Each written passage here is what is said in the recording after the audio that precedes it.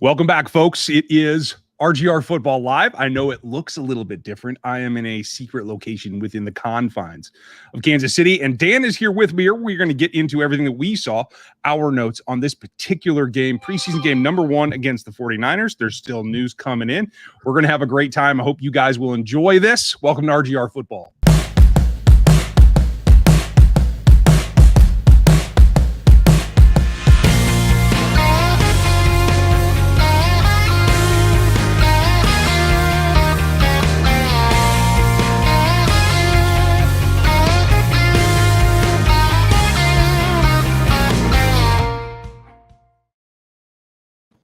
Faked you out a little bit, didn't I?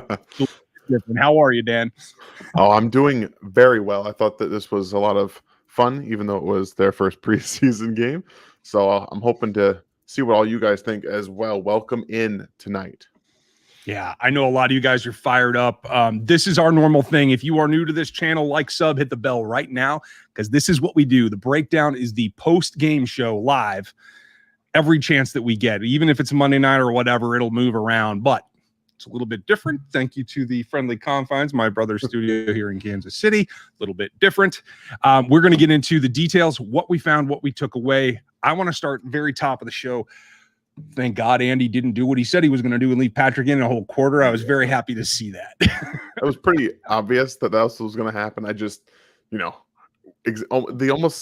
just a shortened version of what we said was going to happen. They took Patrick out, and then the offensive line got a few more. I think they got the next drive series, and they scored, and that was it. So yeah, it makes sense that they wanted to get them in and out. Just don't want to hurt anybody. So it was very nice to see that. It is definitely. There's a couple of questions. We're going to get to those too. You guys will try to cover them all, but I want to go through my notes. That's what this show is normally about. If you see up in the corner or there, sorry. Our normal live schedule is Monday and Thursdays at 6 Central so that you can see what's going on. Film, breakdowns, analysis, stats through the week from both of us, as well as some other contributors. You're going to see some new stuff from the memberships. If you are a member, you can get it in the Discord. Make sure you email me at, what is that address? I have it here somewhere. This guy. This is where you can contact me. If you are a starter member level, then you can get in there and mix it up with everybody else. So I think you guys will enjoy that. Let's start. I kind of do my notes quarter by quarter. We can do that, or we can go through whatever you think is the top takeaway of the night. We just start at the top. That's where most of my notes come from as it pertains to the middle of the game. I was a little distracted with the one behind me and some of the dogs, so I have some things that I missed, but I definitely was able to catch the first quarter for sure. And, one thing that stood out for me, at least on defense, was that, Dana was very stout in the run game. Like, he was exactly what you expect him to do. Made a couple different tackles, and he set the edge extremely well, forced them inside when the 49ers were attacking the edges on purpose, trying to feel out the linebacker speed. It's what they did in the first. That's what they did in the Super Bowl. They got to the edges with their speed, and they were able to hurt the Chiefs that way. So they went right back to that almost exactly, to trying to figure out how they could best defend it or to attack the Chiefs. And I'd like to see Dana being very stout in the run game. That's something I like to see going forward too. Yeah, I'm glad that he got that many reps. I thought, again, the loser here tonight is probably Taco Charlton by not getting onto the field. Yeah. I thought we saw good action from Chris Jones early. I thought the rest of the defensive front looked good. Jaron Reed having his way on the inside a couple of times, that really lit up, I think, what the defense was trying to do. His addition, I don't think, can be understated about what he brings to this defense. I completely agree, especially when we flip right to the Chris Jones sack. You have them both in the middle. What are you going to do? You have to double someone. You have to man them both up. And then especially when you start to add linebacker blitz packages, you're not going to be able to defend all of them. So that it's just an easy way to create one-on-ones for Chris Jones or Jaron Reed, and you're going to start getting pressures off that up the middle very, very quickly. And that was something that I noticed as well, that the edges weren't exactly getting pressure, and you're going to need some of that interior pressure to help the edges as well. And also, it's always the fastest way to get there. So that was my biggest takeaway from the beginning. I know Thornhill played throughout a lot of the game, so they were trying to get his legs under him, seemed to me. Yeah, I mean, they've had to take it easy with him most of camp to this point. So I think this was hey, you know what? The only thing you need is actual game reps. So jump in there and get that done. He played more than I expected, but I think the front actually protected the secondary for most of this game, and I felt pretty solid about that. Just note, Chris Jones, downward dog shouldn't be done on television, brother. Let's not repeat that. And for those of you who saw my Twitter account today, there's no beef with Kay Adams. Kay, I'm glad that you're here. Just surprised that you got that spot with this team in the preseason. So welcome to Kansas City. I hope that you see this, and if not, well, we're going to be okay. Quick question. And protecting the secondary, I think, is something that Jordan wanted to know about, particularly about DeAndre Baker. That injury was horrific. Yeah. The fact that he's back, even on the field, even as a backup at this point, I think is kudos not only to him, but the training staff and everybody who's gotten him to this point. I saw some things that I liked from DeAndre Baker tonight. I did too, and we've talked a little bit about how the Chiefs didn't really bring back anybody in the secondary. They let Breland go. They didn't want to bring anybody else in. They felt confident in Baker's attempt to get back, and by the looks of it, I think he's going to be a huge depth piece for these guys. He might even work his way on the field earlier than later. And I think that what he was able to do is exactly what we expected him to do coming over, getting that offseason. And even though he did get injured last year, he's playing to what I assumed he would be able to do in this defense. It lets him be physical up front, and he's best when he's able to get in, a wide receiver's face and move with them. And that's what he was on. A number of balls in the air, a number of wide receivers. He was just in the area. So that's exactly what you want to see. And just the short amount of time that he's been able to get back on the field has been just incredible. Yeah, I can't agree with you more. It was good to see him. I thought Boodle put in some nice snaps tonight. Yeah. He made a case for himself. Ben Brockback, thank you for the Ben. super chat. We appreciate the support. As always, folks, if you do want to support the channel, those super chats in the chat live right now are something that always helps us, as well as buying the RGR gear in the store. You can find that probably in a banner that I probably should have right. Oh, yeah, it's here at Teespring. You can also find it in the show notes. Anything that will always help us out and keep this channel running as smoothly as we can hope for.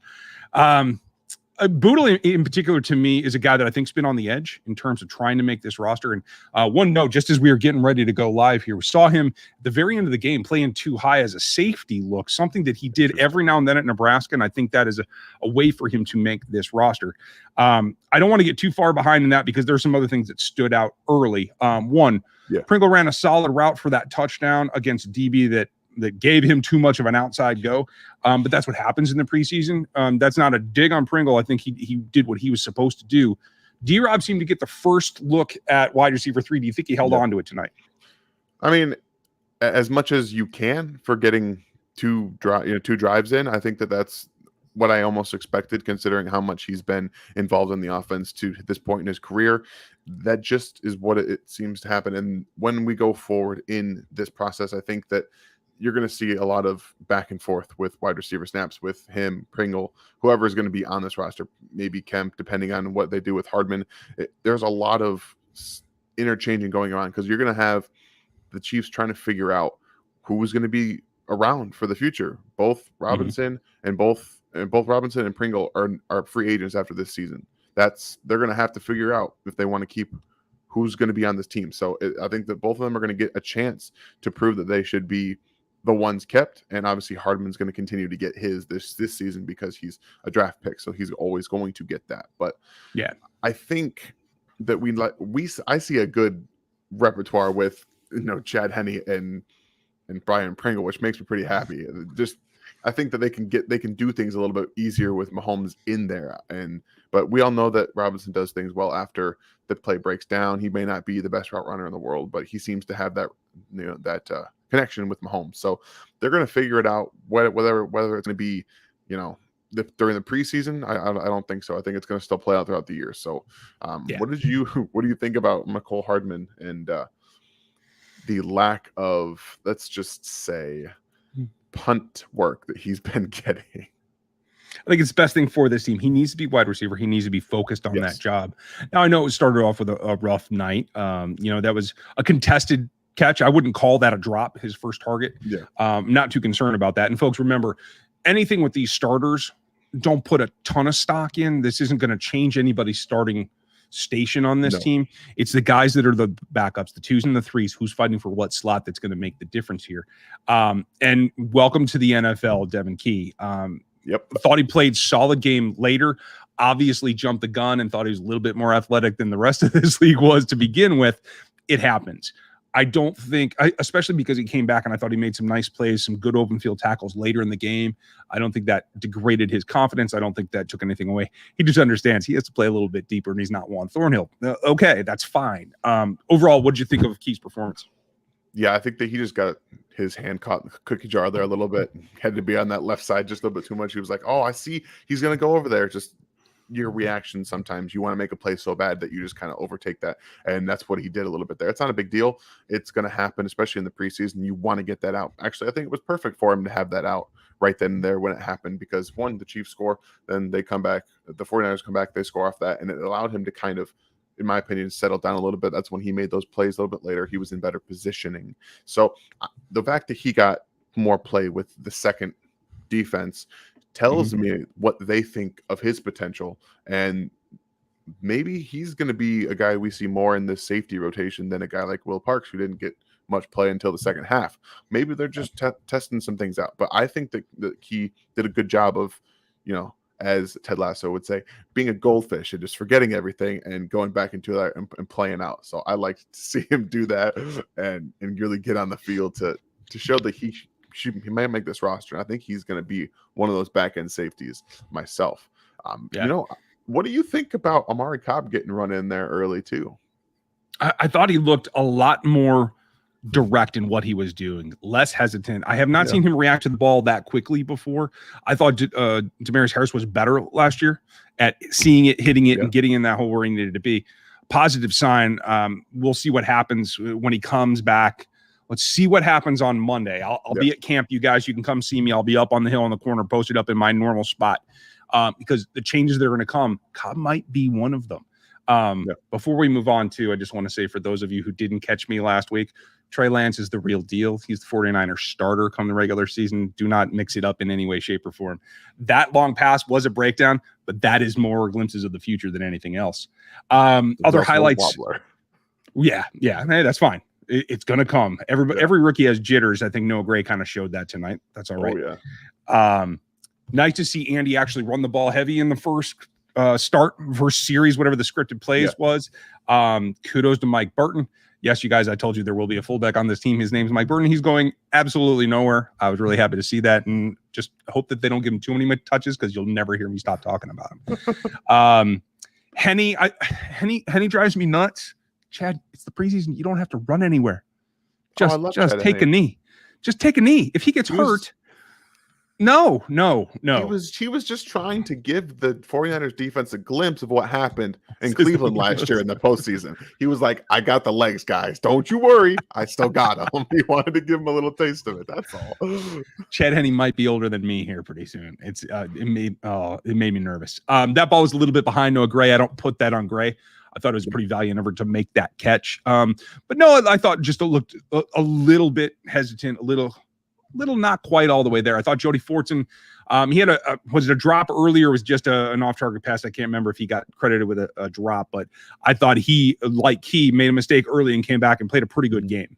Yeah, I agree. I think that they're going to have an interesting project on their minds right now with tight end. I don't know how many they're going to keep. They might end up keeping 4 at this point if they want to have Blake Bell as a blocking tight end, but have a big-bodied receiver who also just played a nice one-handed catch there at the end. So I think that Fortson is doing a very good job of making a case for himself. He's a little bit rusty with blocking. It's not his forte. It's not his strong suit, but that's not why he would make this roster. It's because he is a big guy who can go and give you something in the end zone and even across the middle of the field and run after the catch ability that the other tight ends don't necessarily bring to this team. So outside of Travis Kelce, we just ignore that part. Yeah. Forget that part. Travis, thank you for the super chat. We appreciate the support. I didn't see a question from you, but I will look here down below.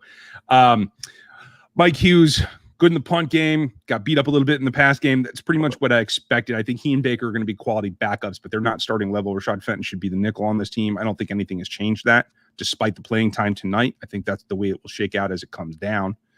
Let's see. Trying to address any other questions. A lot of Jody fans in here tonight. I like that. That's right. Let's see. We got a new member. I got to point that out. Where'd it go? Jonah, welcome to the memberships. If you decided to go Welcome. starter level or above, make sure you email me and you'll get into the Discord. Let's see, notes. I thought that Colin Saunders and Turk Wharton put in a good 2 series, and then they both hit the wall. I thought the whole second team defense hit the wall conditioning wise at that point. That's okay.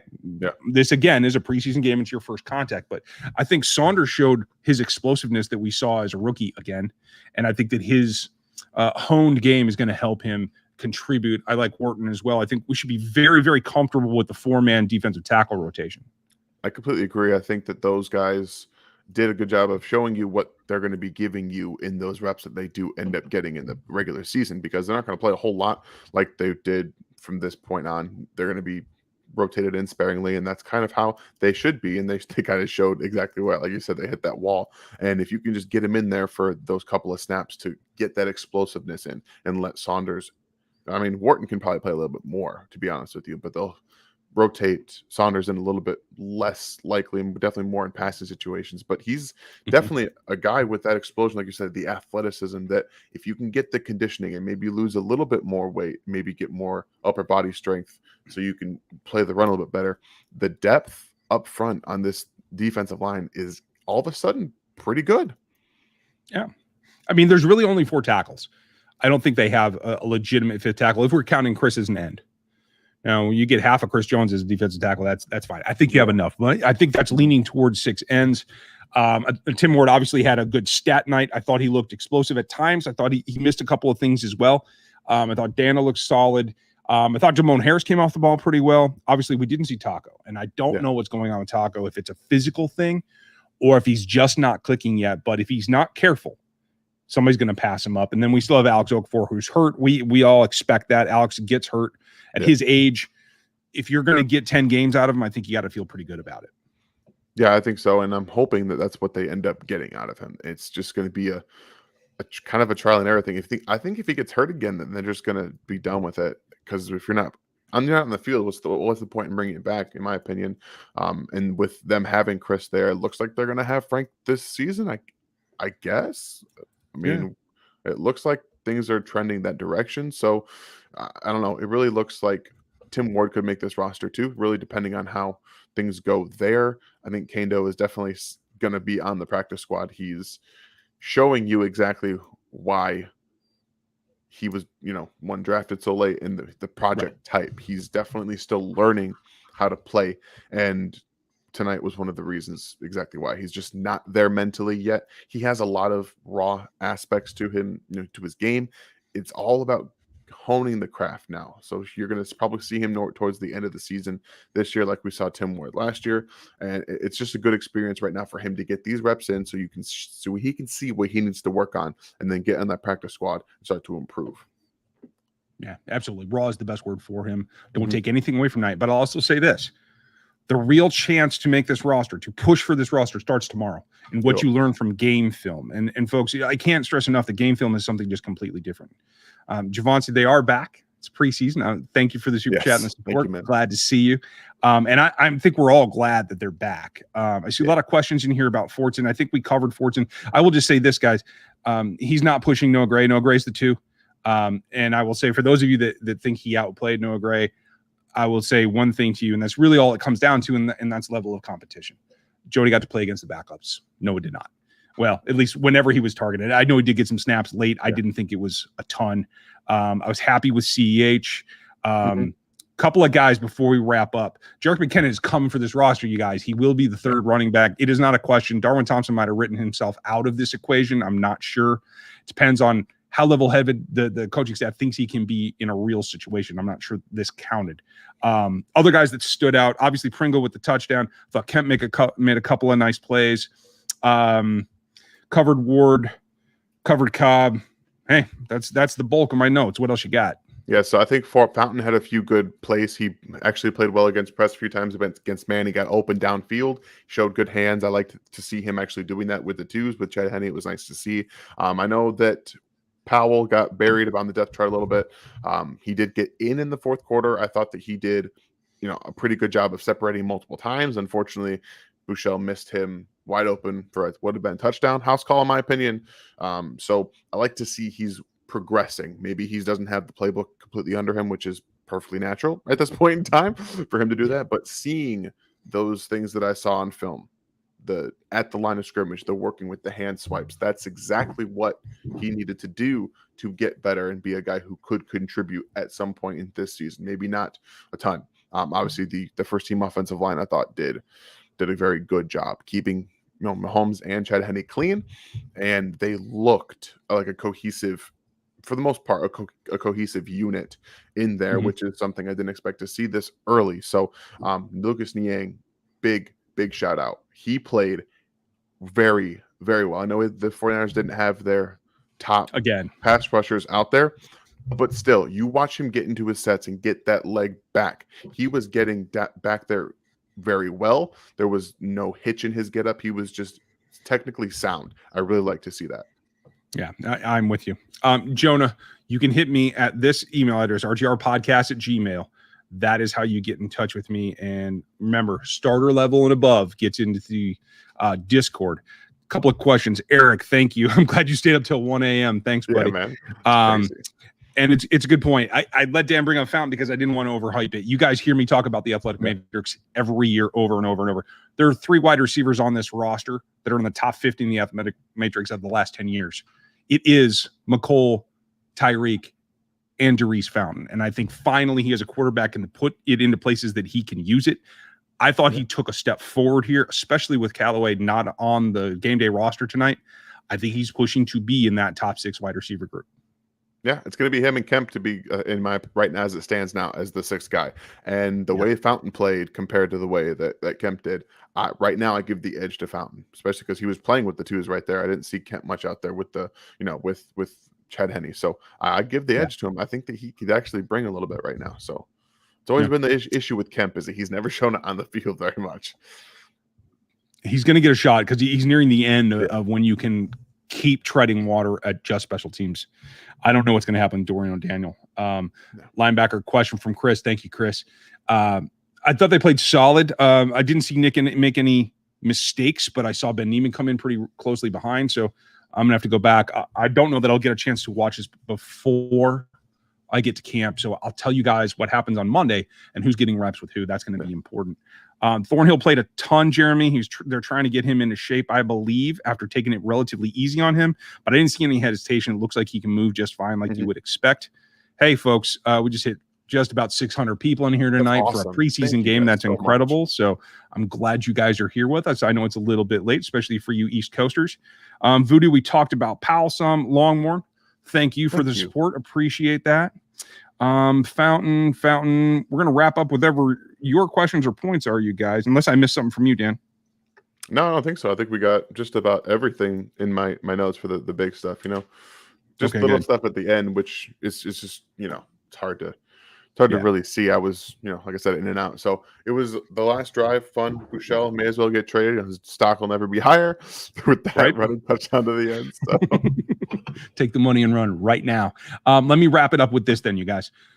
1 out of the way. There's only 3 preseason games this time. So it is more of an impetus to get your stuff together right now and make some improvement. But it is still a long way, on the other hand, to get to the end of the season, to the cut down day. So if your guy didn't play like you wanted him to, there's still a chance. And if your guy overplayed your expectation, don't get too high, don't get too low. It is just the preseason. One last note on Baker. Michael asked, I did feel on that deep pass that he was in pretty good position for, although I think he probably would have gotten a PI in a real game. It did look like he pulled up a little bit. I'm guessing that was a hamstring spasm or something like that. He came out there a little bit after, but he did come back in, so I think they're going to be okay. Bob, that looks like you're in Australia. I don't know why you're up at this time, but cheers. That's and thank you for the support. 40 touchdowns. I think you're well within your estimation there, Bob. Yeah. Thank you for that. Marshall, yes, Chris got a sack. I think Chris does this in the regular season. Chris Jones is a defensive end in my book at that point. So that's it for us tonight. Oh, Kyle, thank you for the support. Appreciate that. You, Kyle, you guys are keeping me on my toes here. We're trying to get out so that I can go back to fixing the studio up and making the backgrounds work because he's asleep. So anyway, that's it for tonight. I'll be at camp on Monday. I'll have something for you tomorrow. I think Matt Derrick's going to be on with me. Live stream is likely to be late on Monday, depending on when I get back from camp and a couple of other things that I have on the calendar. So just watch out for the announcement. It'll be on Twitter. I'll try to get it on Facebook as well, and I'll put it in the community tab here. Dan, thanks for your time tonight. Yeah, no problem, guys. Have a great night. Thank you for joining us tonight at 11 p.m. Central Time. It was a lot of fun. Yeah, it'll be great. It started. We only have like 22 more of these things to go. So enjoy your evening. We'll be back with you tomorrow night with a video. Thanks for watching tonight. We'll check you next time. Like that. That's what I was looking for. And from the Peanut Gallery.